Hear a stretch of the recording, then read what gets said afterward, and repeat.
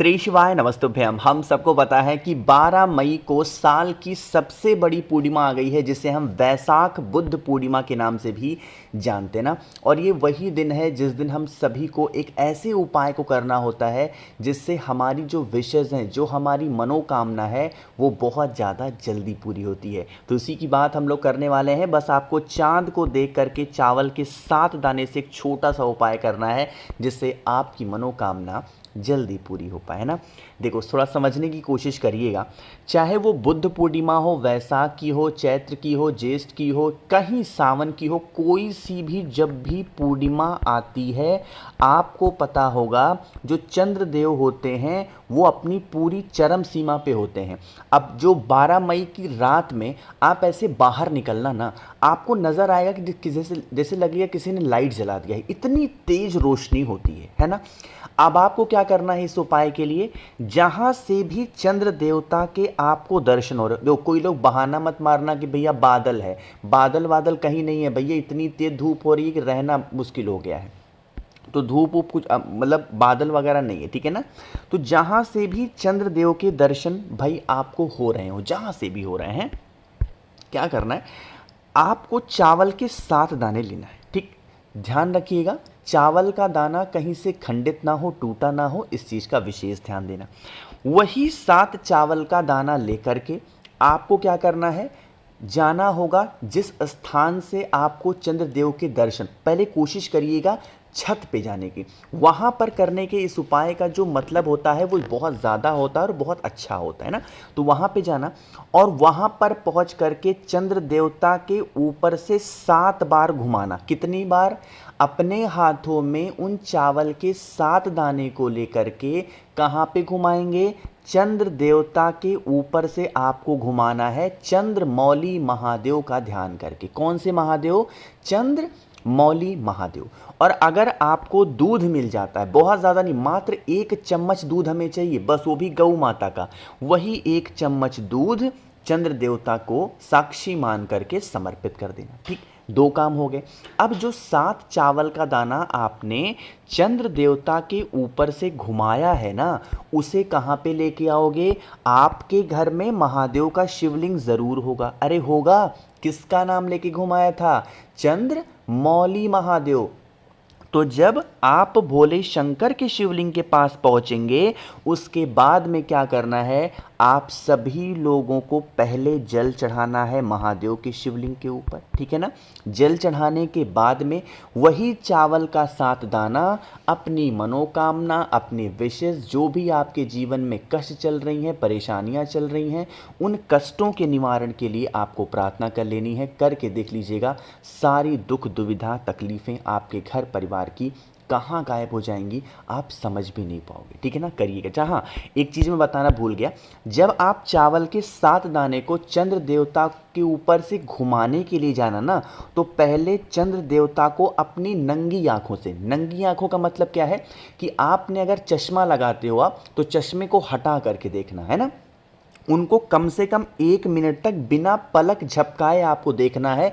चंद्र देवता की रोशनी जब हमारे आंखों में सीधे पड़ती है, रात में 7-8 बजे के बाद में हमारे आंखों की रोशनी तेज होती है, इसीलिए देखना चाहिए। और देखने के बाद में फिर आप इस उपाय को कर लेना, ठीक है ना।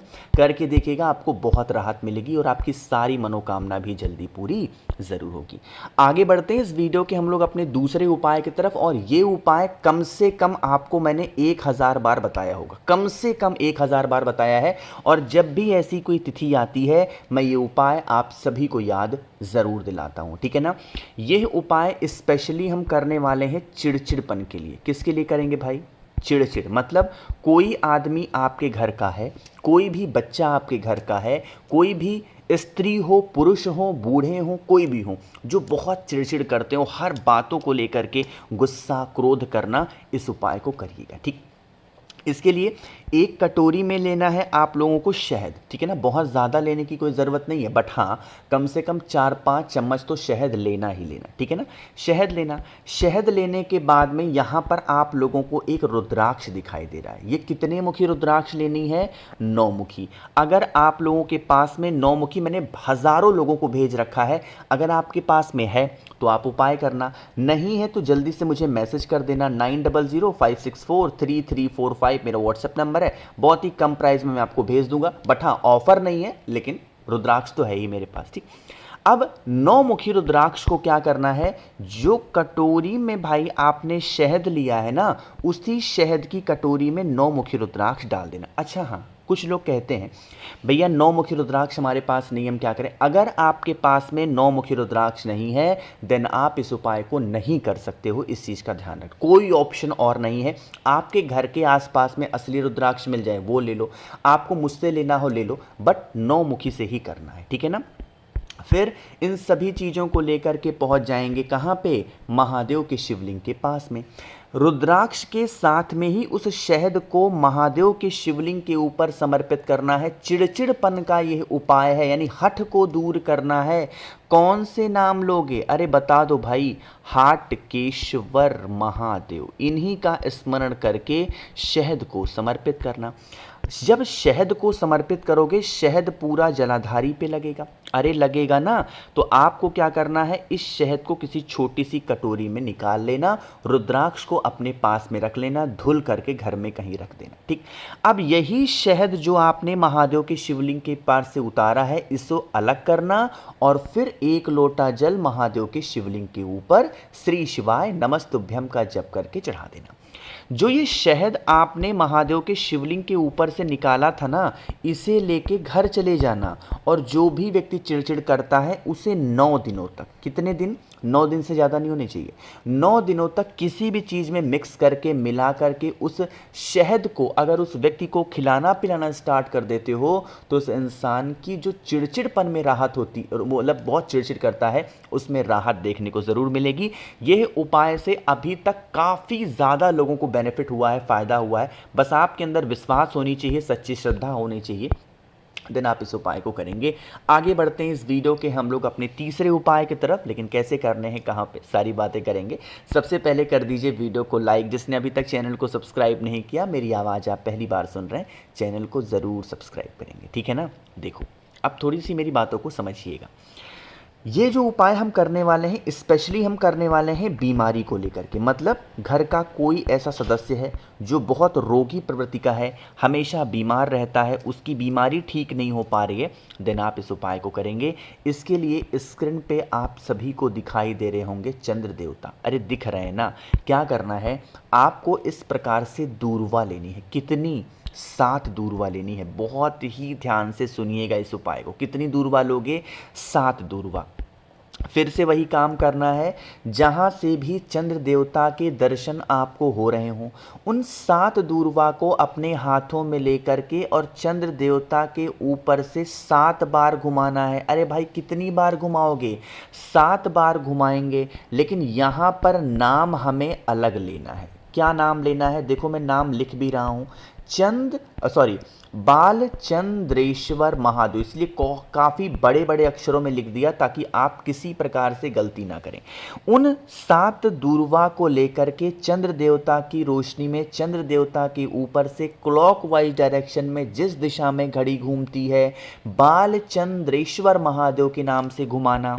और फिर आपके ही घर में महादेव का शिवलिंग होगा, वहाँ पर उन्हीं 7 दूर्वा को ला करके माता अशोक सुंदरी के स्थान पे बालचंद्रेश्वर महादेव के नाम से समर्पित करके महादेव से इन दूर्वा को औषधि मांग करके उठाना। 7 दूर्वा को 7 दिनों तक अपने घर पे जो भी व्यक्ति बीमार है, डेली 1 दूर्वा सुबह बालचंद्रेश्वर महादेव के नाम से अगर वो व्यक्ति खाना स्टार्ट कर देता है, तो उसकी बीमारी में उसे राहत ज़रूर मिलने वाली है, ठीक है ना।